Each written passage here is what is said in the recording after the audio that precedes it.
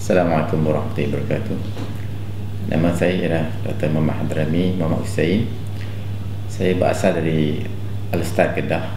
Sekarang ni saya bertugas sebagai pensyarah kanan di Universiti Kuala Lumpur, Royal College of Medicine, Perak.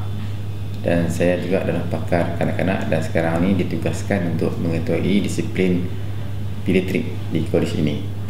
Saya telah bekerja di Royal College sejak tahun 2010 yang lalu. Tugas saya sekarang ni bukan hanya terlibat sebagai memberi kuliah atau pensyarahan kepada pelajar-pelajar perubatan, tetapi termasuk juga untuk melakukan kerja-kerja klinikal di hospital kerajaan dan juga di beberapa hospital swasta di sekitar Ipoh di sini. Saya ini asalnya adalah dari orang kampung.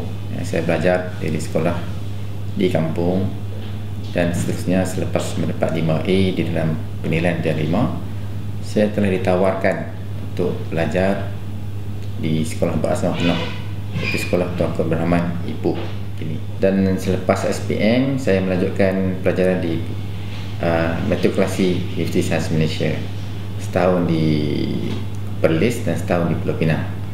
Dan seterusnya saya melanjutkan pelajaran di Universiti Sains Malaysia Kubang Krian.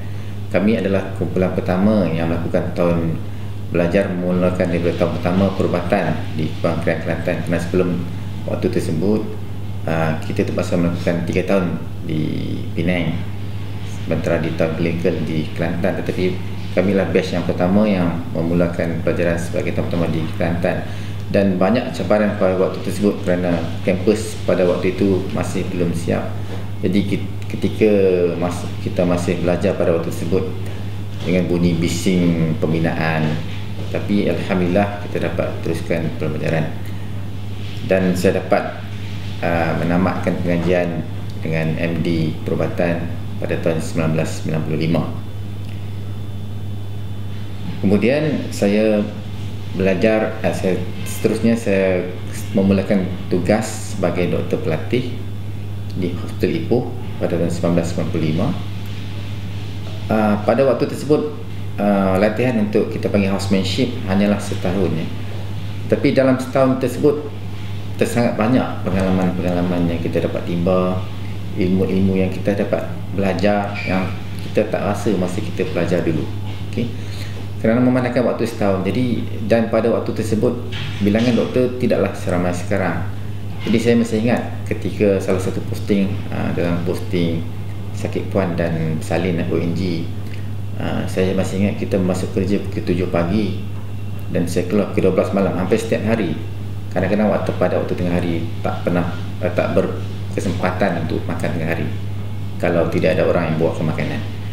Dan tahap kesibukannya tak dapat diceritakan. Even kadang-kadang dalam waktu posting perubatan dewasa, saya masih ingat kalau kita on call pada waktu malam memang tak pernah berkesempatan tidur lah. Satu malam tu kemasukan pesakit dalam wad hampir lebih 30 pesakit. Jadi sedar-sedar sudah siang. Jadi itu pengalaman yang kita rasakan pada waktu tersebut dan dia banyak membentuk kita punya perwatakan